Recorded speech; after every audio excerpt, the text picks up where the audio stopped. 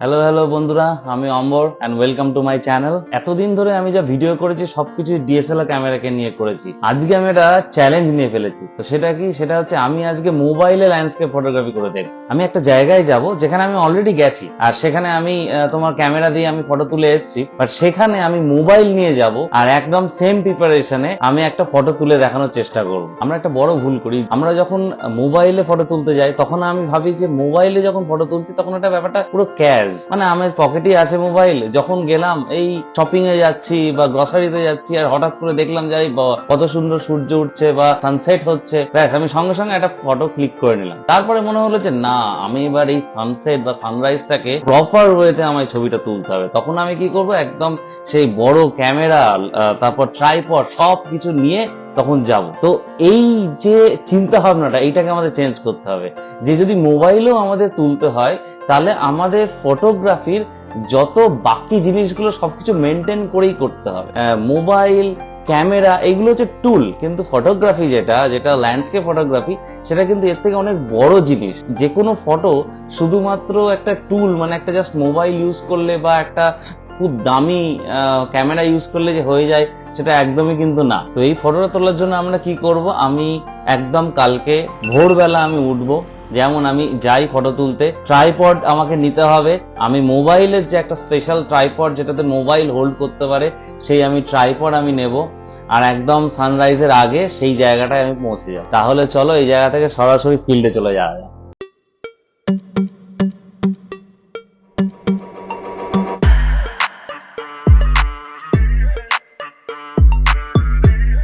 আমি ঠিক টাইমে চলে এসেছি ব্রিজের কাজটাতে, কিন্তু সমস্যা হলো আজকে দেখছি পুরোটাই ক্লাউডি। ফোরকাস্টটা দেখাচ্ছিল যে 50% ক্লাউড থাকবে, কারণ এখন দেখছি পুরোটাই 100% ক্লাউড। তো একটু ওয়েট করছি, যে ক্লাউড থাকলেও অনেক সময় ব্যাকগ্রাউন্ডে একটা হালকা আলো দেখা যায়, একটু কালার দেখা যায়, তার জন্য একটু ওয়েট করে যাচ্ছি।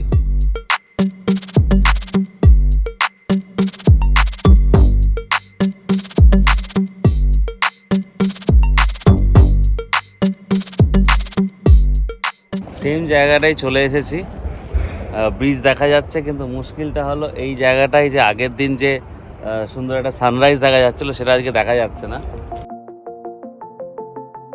ফ্রেমটাকে এবার দেখায়। এখানে আমার একটা রেস্ট্রিকশন আছে, কারণ আমার এখানে তো জুম লেন্স নেই, তো যেটা 2x জুম সেইটাতেই করতে হচ্ছে। সেটা অ্যাপ্রক্সিমেটলি 55 মিলিমিটার মতো দেখা যাচ্ছে। আমি যেটা এখানে করেছি, যে এখানে আমি 1:1 এইটা আমি সিলেক্ট করে নিয়েছি এই ফ্রেমটাকে। এখানে 4:3 স্কোয়ার অ্যান্ড 16:9 আছে। আমি এটাকে ওই স্কোয়ার ফ্রেমটাকে আমি চুজ করে নিয়েছি।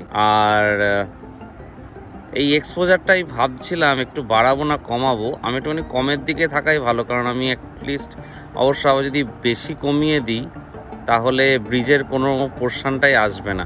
তার থেকে একটু এক্সপোজারটা আমি বাড়িয়েই রাখলাম, পরে আমি কমাতে পারবো। আর একটা খুব ইম্পর্টেন্ট জিনিস, সেটা হচ্ছে আমি টাইমারে দিয়ে রেখেছি, কারণ আমি এখন ক্লিক করব না, আমি ক্যাজুয়াল ক্লিক করব না। কারণ আমি যদি ক্যাজুয়াল ক্লিক করি তাহলে হয়তো এটা নড়ে যাওয়ার একটা সম্ভাবনা থাকবে। ওই কারণে আমি এটাকে টাইমারে দিয়ে সেট করে রেখেছি। এখানে অনেক রকমের ফিল্টার আছে, আমি ইউজ করতে পারি, ভিভিড, ওয়ার্ম, কিন্তু আমি একদম নর্মালি রাখলাম, অরিজিনাল। কারণ হচ্ছে কি, আমি পরে গিয়ে এটাকে আমি হয়তো পোস্ট প্রসেস করতে পারি। তাহলে আমি এই ফটোটা তুলে নিলাম।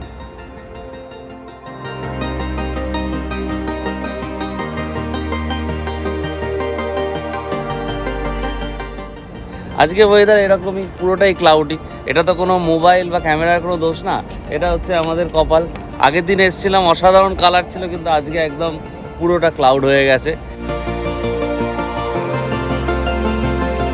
ফটো তোলা তো হয়ে গেল, এবারে তোমাদের কম্পারিজনটা দেখায়। তোমাদের স্ক্রিনের লেফটে যেটা দেখছো সেটা হচ্ছে তোমার র ফাইলটা, আর যেটা তোমার রাইটে আছে সেটা হচ্ছে আমার প্রসেসড ফাইলটা। এবার সত্যি কথা বলতে আমার কপালটা খারাপ, তার কারণ না হলে আমি একই রকম কালার পেতাম, তাহলে তোমার এক্সাক্ট কম্পারিজনটা করতে পারতে। ওই কারণে আমি র অ্যান্ড প্রসেস ফাইল দুটো পাশাপাশি রাখলাম।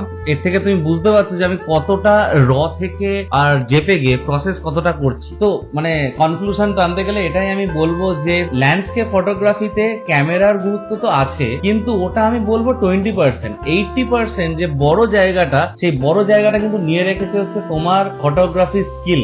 সেইখানে তোমার কম্পোজিশন আসছে, তুমি কোন টাইমে যাচ্ছ সেটা আসছে, তোমার প্ল্যানিং এর উপর ডিপেন্ড করছে, তুমি লাইট অ্যান্ড শ্যাডো নিয়ে কতটা খেলা করছো সেটার উপর ডিপেন্ড করছে।